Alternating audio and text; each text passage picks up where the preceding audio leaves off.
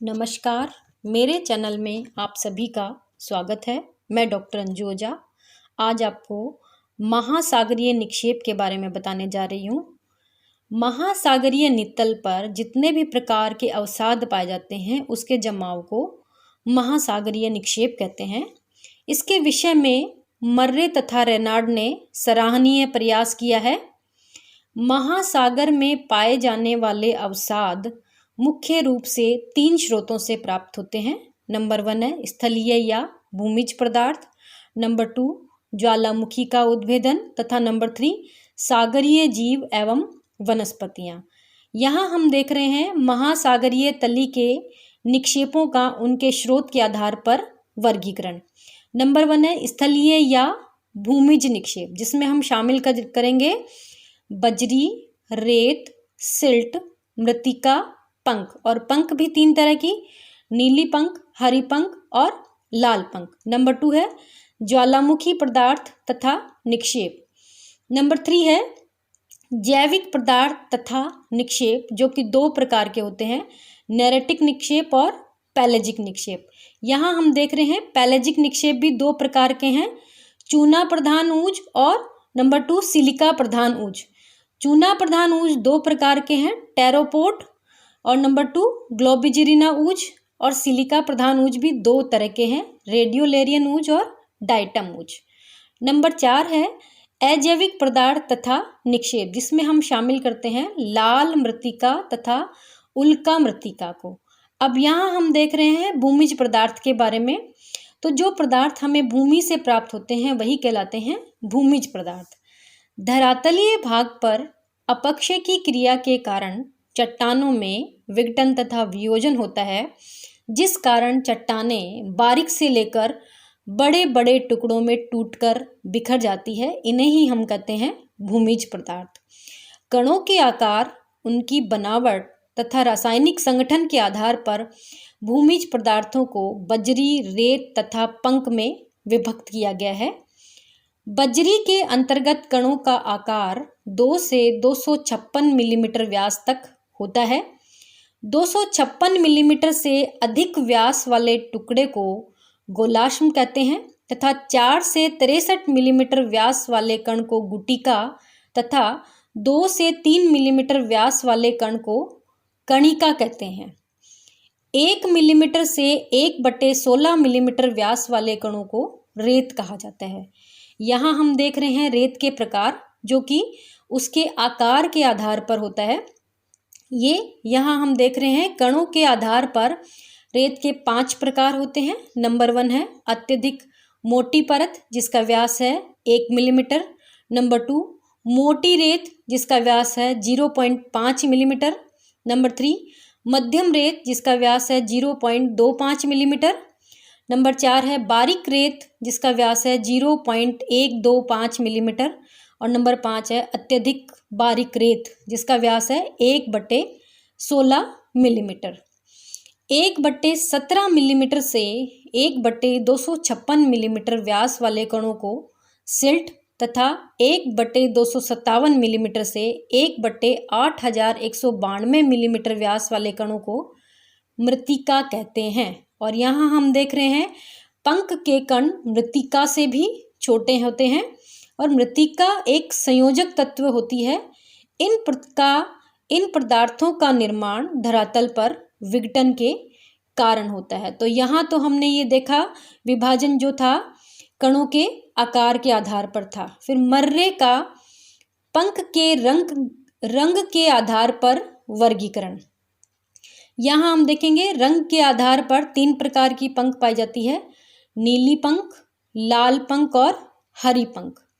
तो लोहे के सल्फाइड तथा जैविक तत्वों से युक्त चट्टानों के विघटन से प्राप्त पदार्थों से नीली पंख का निर्माण होता है।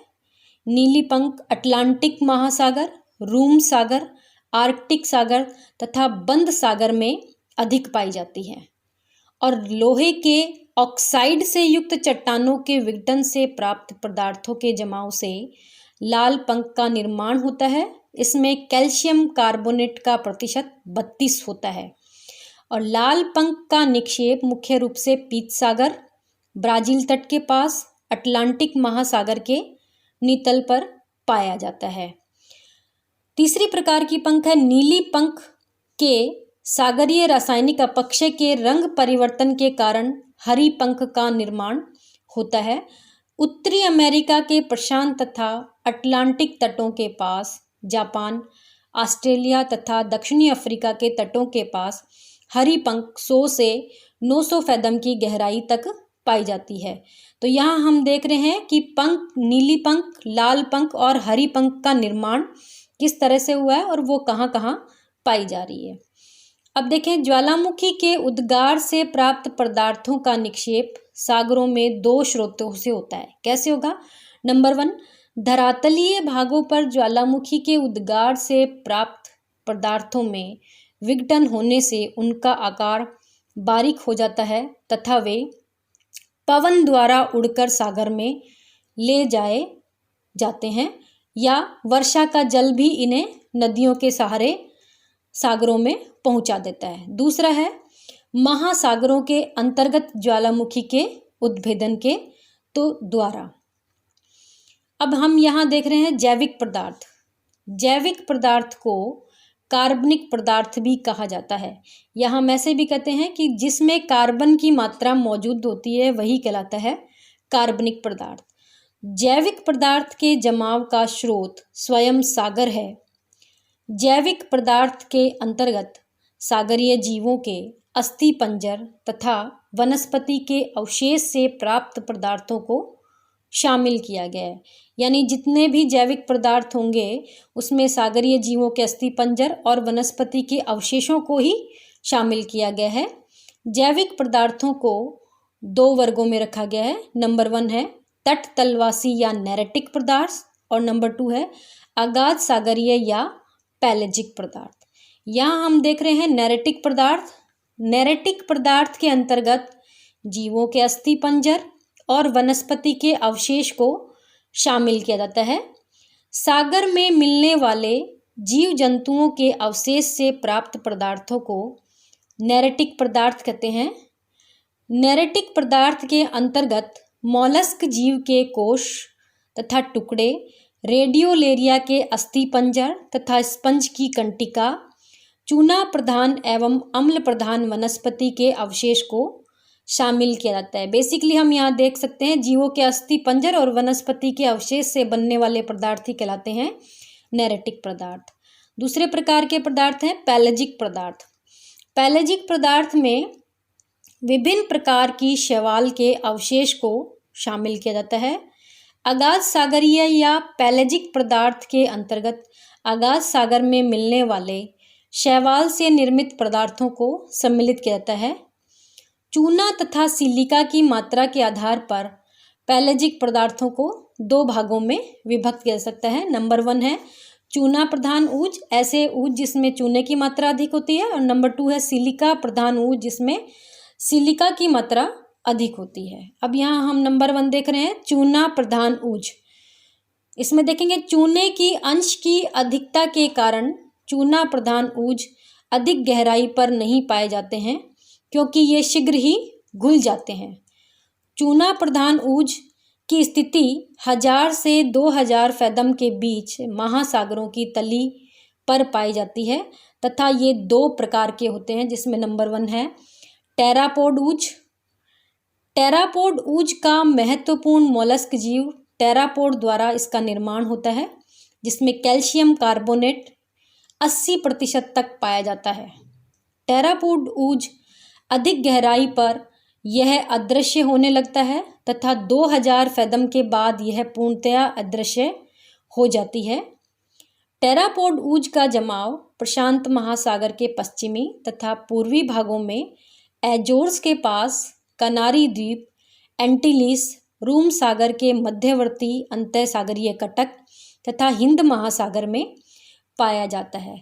दूसरे प्रकार का ऊज है ग्लोबिजिरेना ऊज।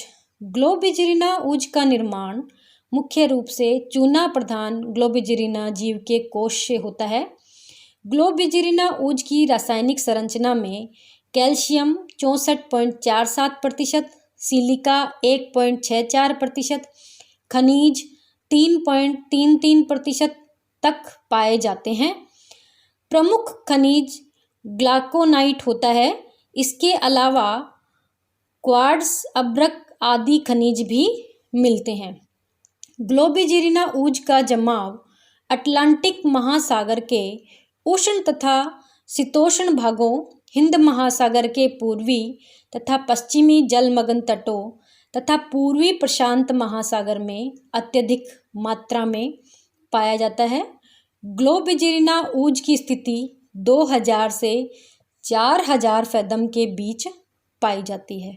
दूसरी प्रकार की ऊज है सिलिका प्रधान ऊज, जिसमें सिलिका की मात्रा ज़्यादा होती है। सिलिका प्रधान ऊज में सिलिका अंश की अधिकता के कारण इसे सिलिका युक्त ऊज कहते हैं।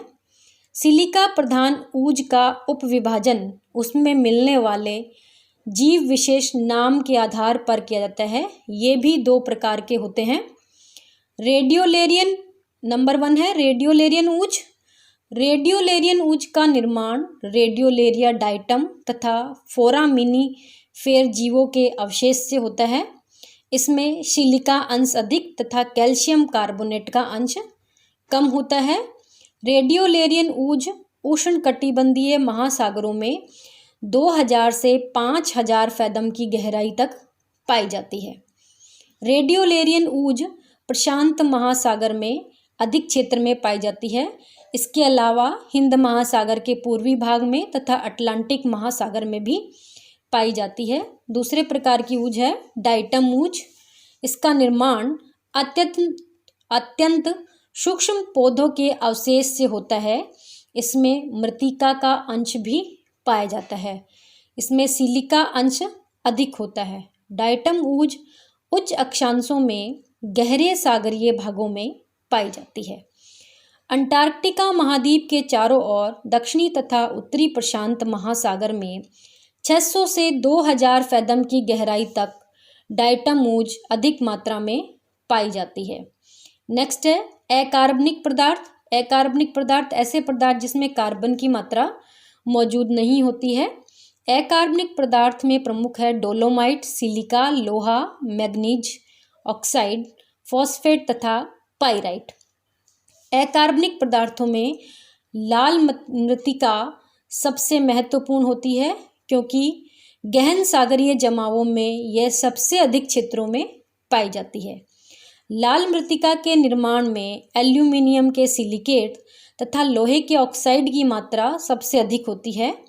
सागरों में गहनतम भागों में लाल मृत्तिका पाई जाती है।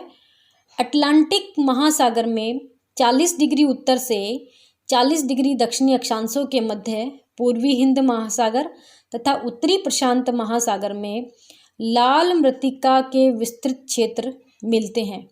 लाल मृत्तिका 2700 फैथम से अधिक गहरे भागों में पाई जाती है। इसी के साथ हमारा यह विषय यहीं पर समाप्त होता है। धन्यवाद। अंत में मेरे चैनल को लाइक एवं सब्सक्राइब करना नहीं भूलें और अगला वीडियो जो है वो मैं 2 दिन के बाद अपलोड करूंगी, जो संभवतया ज्वार भाटा से संबंधित होगा। धन्यवाद।